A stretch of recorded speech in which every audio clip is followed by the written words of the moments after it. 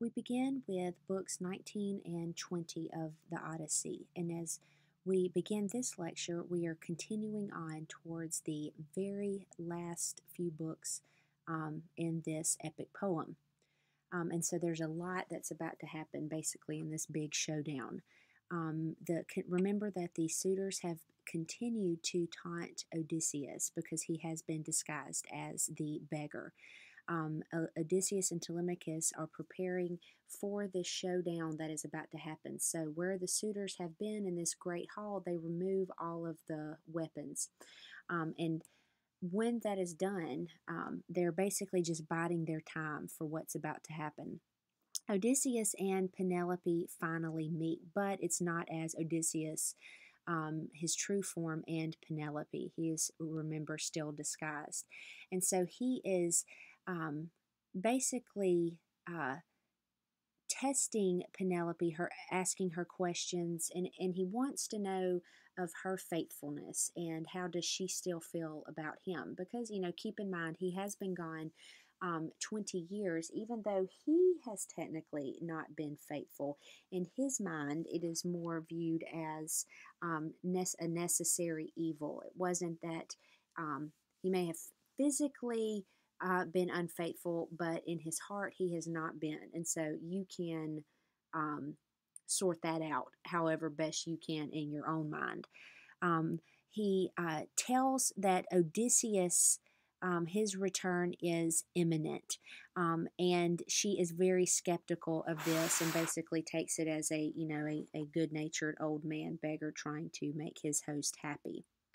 Um, in keeping with this code of hospitality, Penelope offers her guest in her home to be bathed and put up for the night. So Euryclea comes in to take care of Odysseus, and as she is washing his feet, recognizes who Odysseus is by a scar that was on his leg that he had gotten as a child. And she is immediately warned to keep quiet, so much that if you breathe a word, I literally will kill you, because it could jeopardize their entire plan.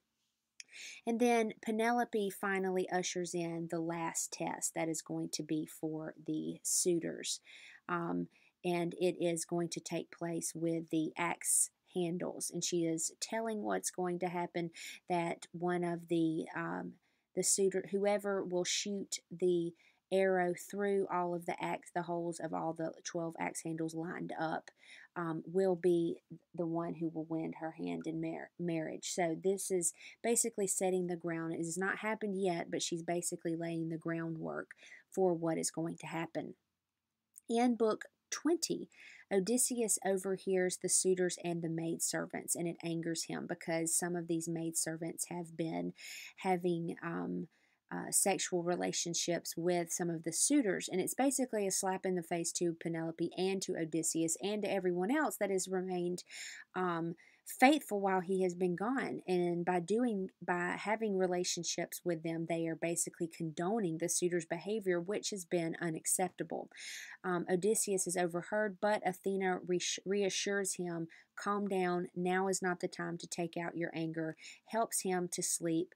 And Zeus also reassures Odysseus by giving this thunderous omen, which again, Odysseus's triumph is on the horizon.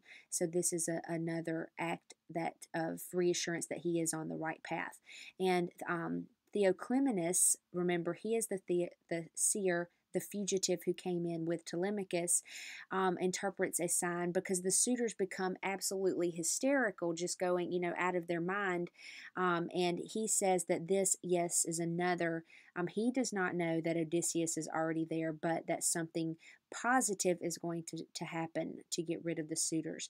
And the suitors continue to abuse this beggar, Odysseus.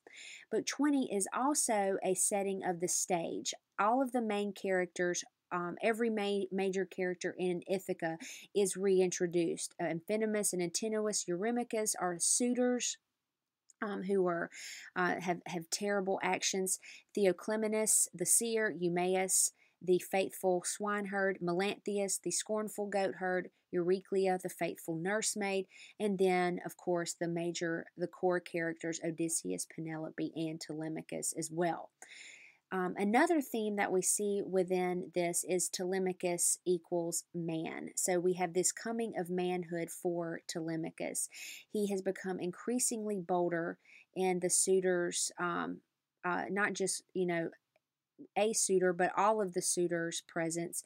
He is encouraged by Athena and Odysseus to continue with his actions, and he is basically changing from a dreamer to a fighter. So he is literally taking up arms and is going to fight for what he knows is rightfully his.